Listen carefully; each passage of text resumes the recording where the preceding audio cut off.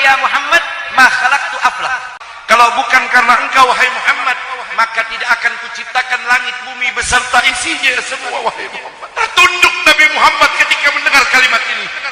Allah berkata, kalau bukan karena engkau wahai Muhammad, aku tidak akan ciptakan langit bumi beserta isinya. Tunduk Nabi Muhammad. Ketika Nabi Muhammad mendengar kalimat ini, saudara, dari Allah Rabbul Rahman, Rabbul Jalal, dalam kitab Mutahassul dikatakan, Nabi Muhammad berkata, ya kalau memang kau ciptakan langit bumi beserta isinya, itu karenaku, kemudian aku ini untuk siapa? Kalau kau ciptakan langit bumi beserta isinya karena aku, maka aku ingin bertanya, aku ini untuk siapa ya Allah? Allah menjawab, Rabbur Rahman, antali ya habibi, Allahumma salli alaihi. Engkau kuciptakan khusus untuk menjadi kekasihku wahai Muhammad. Allahumma salli ala Muhammad.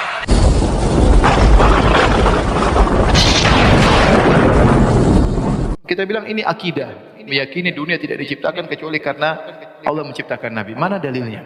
Islam tidak boleh ngomong kecuali dengan apa? Dalil. Kalau enggak dalilnya enggak bisa. Adapun hadis, laulaka ma khalaqtul aflaq. Kalau bukan karena engkau Muhammad, kalau bukan karena engkau Muhammad, aku tidak ciptakan alam semesta. Hadis palsu. Ya. Tidak bisa dijadikan akidah. Ya.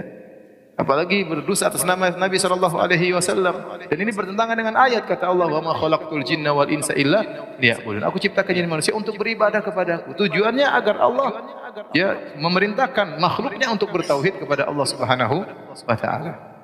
Kita mengagungkan Nabi SAW, hamba yang paling dicintai oleh Allah Subhanahu wa taala. Tapi bukan berarti kecintaan kita kepada Nabi akhirnya kita membuat ya akidah-akidah yang tidak diajarkan oleh Rasulullah SAW. Kita berusaha atas nama Nabi SAW, namanya kita tidak cinta kepada Nabi, tidak menghargai Nabi, sehingga kita membuat akidah yang tidak diajarkan oleh Nabi SAW. Kita melakukan ajaran yang tidak pernah dicontohkan Nabi SAW. Mana kita dikatakan ahlu sunnah, sementara kita tidak mengerjakan sunnah, yang kita kerjakan bid'ah. Ya, kemudian kita jadikan bid'ah itu sebagai barometer benar atau sesat. Aneh.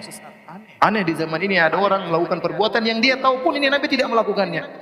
Kemudian dia jadikan itu sebagai barometer untuk menentukan orang benar atau salah. Terus dia mengaku dirinya ahlu sunnah. Ya itu sunnah tuh bukan, mana dalilnya? Enggak ada dalilnya. Terus itu apa? Ya, ini bid'ah, bid'ah hasanah. Ya sudah. Ahlul bid'ah hasanah. Ya benar. Sunnah jelas, sunnah ada definisinya yang datang dari Nabi SAW, baik ajarannya, perkataannya, perbuatannya. Itu anda bela mati-matian, silakan. Anda jadikan itu barometer cinta kepada Nabi atau tidak, sunnah Nabi SAW. Adapun anda buat sesuatu yang baru, kemudian anda jadikan, anda lariskan ke masyarakat, kemudian anda jadikan ini barometer mengukur orang benar atau salah. Dari mana barometer ini? Apakah anda dikatakan mengagungkan Nabi sementara anda seperti ini? Ya, Nabi tidak mengajarkan terus anda mengatakan ini ajaran Nabi SAW.